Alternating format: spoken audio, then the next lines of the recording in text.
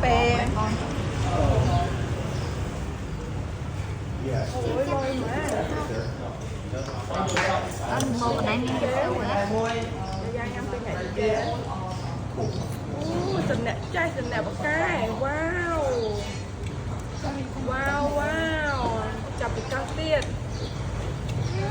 Ngon. Cũng bé.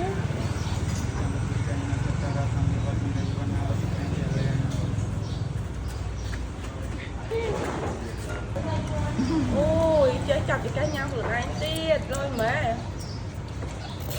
Thôi em vẽ hả nó. Nó còn chập đám chập cái Wow, pink đất nè bố cả chụp đất nè. chập nhắm mắt. Bỏ mai cười nha. Ô mà dây nhanh on, mà dây. Nó bật bát nhanh on. Tôi nhắc chập cho đám à.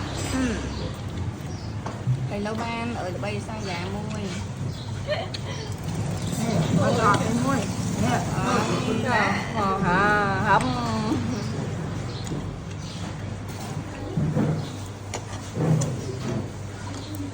Khơi chồng má cái ông má đấy.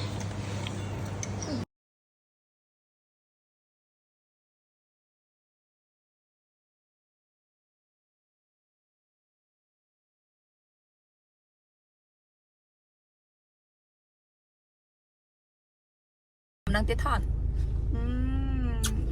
Dạ cho mi. Ê. Mày chứ. Xẹt đấy nha. Trong kia đấy mình khinh cái đặc mau mà nó. Đâu. Nhớ.